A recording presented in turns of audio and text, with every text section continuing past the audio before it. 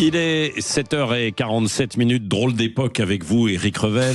Bonjour Patrick. Drôle d'époque, évidemment, avec cette affaire. On n'est pas loin du sujet précédent. Non, mais c'est vrai, cette affaire qui tourne autour du groupe français bien connu, Capgemini, qui travaille pour la police ICE, la police anti-immigration des États-Unis, et où il y a eu effectivement des morts à Minneapolis, et il y en avait eu d'ailleurs aussi auparavant, qui quand même, ça devient en fait, c'est assez étonnant quoi cette histoire. Ça devient presque une affaire française, cette histoire, puisque on a appris donc une filiale américaine de Capgemini qui s'appelle Capgemini Government Solutions travaille pour la fameuse police anti-immigration américaine et aide à rechercher pour le compte d'ICE des personnes en situation irrégulière.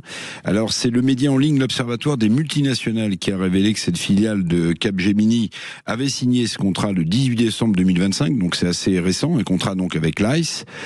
C'est un contrat de 4 millions d'euros, alors ça peut paraître faible, mais en réalité, si vous remplissez vos objectifs, donc de repérage des migrants, ça peut aller beaucoup plus haut. Donc, évidemment, Capgemini est dans une sorte de tempête en France. Le sujet, Roland Lescure, le ministre de l'économie, s'en est emparé. L'Assemblée nationale s'en est emparée. Mais je vais vous montrer aussi, dans quelques secondes, l'hypocrisie autour de tout ça.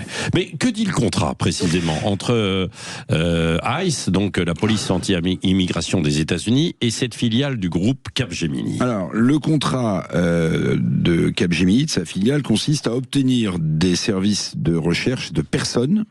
D'accord. Donc on recherche des personnes pour des opérations d'exécution de les trouver, il ne s'agit pas de les abattre, et d'expulsion. Alors ce contrat stipule, d'après le journal Le Monde aussi, c'est pour ça que je vous dis que c'est évidemment un sujet très touchy, d'après le journal Le Monde, que il y a des primes financières ou des ajustements de tarifs dans ce contrat qui sont fondés sur le taux de réussite, c'est-à-dire l'efficacité avec laquelle cette filiale repère pour le compte de l'ICE, vérifie les adresses des étrangers, livre des documents. Donc il y a une sorte de prime de résultat sur les migrants localisés, donc remis à l'ICE. Mais au total, il y a 13 entreprises, qui ont signé ce type de contrat. Donc Capgemini est dans l'œil du cyclone, mais en fait il y a d'autres entreprises qui aident la police anti-immigration des États-Unis à atteindre ses objectifs. Oui, que dit la direction de Capgemini pour se défendre parce qu'elle est attaquée? Bien sûr. Alors moi après chacun fait comme il veut, mais j'ai pas trouvé que c'était extrêmement efficace, puisqu'il a fallu que le directeur général de Capgemini poste sur le réseau, vous savez, entrepreneurial LinkedIn, qu'il poste donc un écrit où il dit qu'il a récemment pris connaissance par des sources publiques de la nature de ce contrat attribué à sa filiale. Donc en fait, le directeur général de Capgemini explique, si je comprends bien, que c'est parce qu'on en a parlé qu'il a découvert que cette filiale américaine avait ce type de contrat. Alors en interne, ça se coup dur. La CGT, la CFTC sont montées au créneau évidemment pour dénoncer ce contrat. Je vous le disais, le ministre de l'économie, Roland Lescure, a demandé que l'entreprise fasse la lumière rapidement sur cette polémique qui enfle jusqu'à l'Assemblée nationale.